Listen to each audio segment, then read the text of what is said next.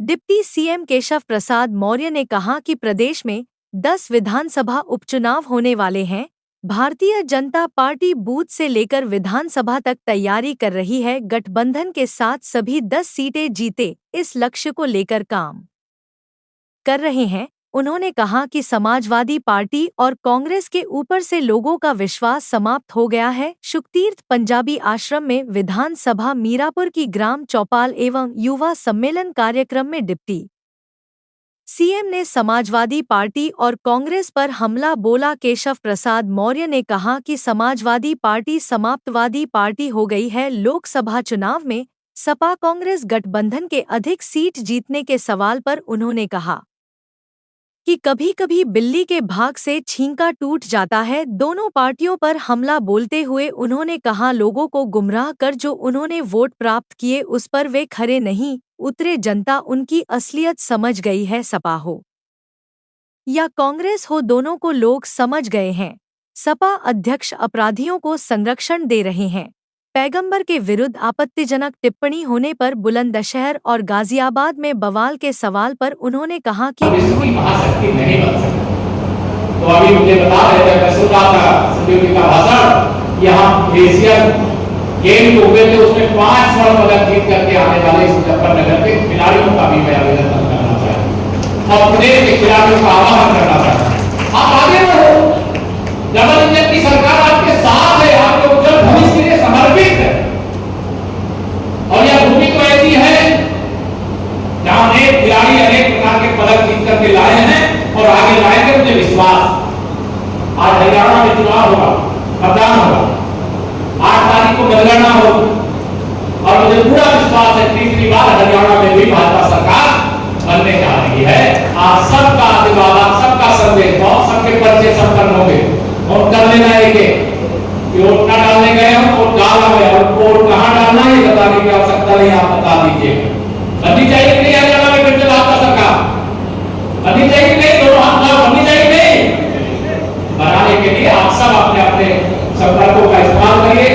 आप सबके समर्थन और आशीर्वाद की ताकत के बल पर देश प्रगति के पथ पर है।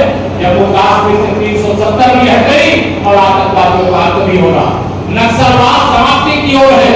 रामलला का भव्य मंदिर बन गया है और केवल सुख तीर्थ ही नहीं बल्कि प्रदेश और देश के लगभग सभी तीर्थ स्थलों का सर्वांगीण विकास होगा। सभी तीर्थ स्थलों का, चाहे वह हिंदू तीर्थ स्थल हो, चाहे बौद्ध तीर्थ स्थल हो, चाहे अन्य तीर्थ स्थल हो, उसमें सभी प्रकार से विकास के काम बड़े तेजी के साथ किए जा रहे हैं। मुझे अभी बताया, ये भी एक ऐतिहासिक बात, 60 के दशक के बाद पहली बार कोई ऐसा प्रधानमंत्री है जिसने लगातार इस देश का प्रतिनिधित्व करने का काम किया है। हम बधाई देना चाहते हैं सब लोगों को। और ऐसा ही ऐतिहासिक घटनाक्रम उत्तर प्रदेश में 30 साल के बाद में पहली बार उत्तर प्रदेश में दोबारा किसी को मुख्यमंत्री बनने का मौका मिला है तो आदरणीय योगी आदित्यनाथ जी को है। 7.5 साल से उत्तर प्रदेश में भारतीय जनता पार्टी की सरकार है। और मैं कह सकता हूं, राजनीति में राजनीतिकों में एक बात खास होती है, हमेशा सरकार से गरीब आदमी, एक आम आदमी, किसान, नौजवान, मजदूर वही अपेक्षा करता है, वही सरकार से उम्मीद करता है मदद की।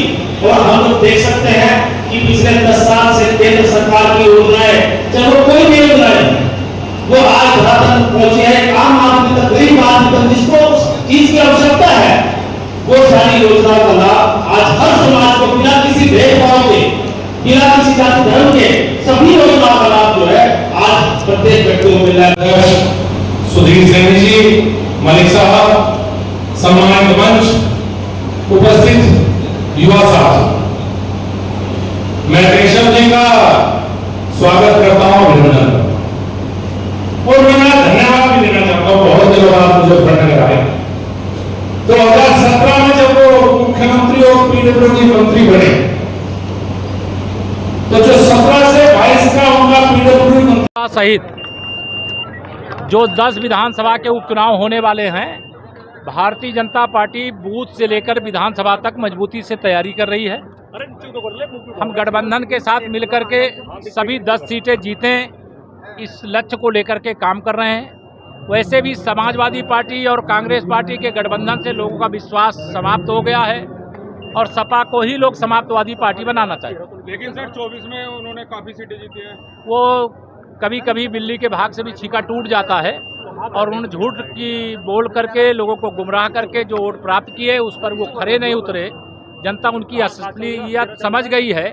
इसे सपा हो या कांग्रेस हो, उनको अब सबक सिखाने के लिए लोग तैयार हैं। सर, अयोध्या का जो सपा नेता था उसका डीएनए मैच नहीं हुआ, जो सपा नेता था जिसका रेप कांड में नाम आया था उसका डीएनए मैच हुआ, उस पर क्या कहेंगे? जिस तरह देखिए, आप बनाया था, जिम्मेदार पत्रकार हो, नाम नहीं मैं जानता, लेकिन जब गैंग रेप जैसी घिनौनी घटना होती है और ऐसे आरोपियों को अगर समाजवादी पार्टी के मुखिया श्री अखिलेश यादव जी संरक्षण देने का काम करते हैं, चाहे वो अयोध्या का मामला हो, चाहे उनके संसदीय क्षेत्र कन्नौज का मामला हो और चाहे प्रदेश में अन्य कहीं स्थान का मामला हो, तो वो तो अपराधियों के संरक्षक बनकर के साबित हुए हैं और वह जांच चल रही है, उस पर कोर्ट में मामला है। ऐसे अपराधी बच नहीं सकते। भाजपा कितनी सीटों पर लड़ेगी 10 में से? हाँ, भाजपा 10 में से कितनी सीटों पर लड़ने जा रही है उपचुनाव? देखिए, ये तो पार्टी तय करेगी। जहां भी भाजपा लड़ेगी भाजपा जीतेगी, जहां भाजपा के सहयोगी लड़ेंगे वो सहयोगी जीतेंगे। बुलंदशहर गाजियाबाद में बवाल हुआ है, यतीन सिंह ने बयान दिया है पैगंबर को लेकर, उसको लेकर क्या कहना है? मैं उस बयान को न देखा हूं, न उस पर कोई टिप्पणी। बवाल को लेकर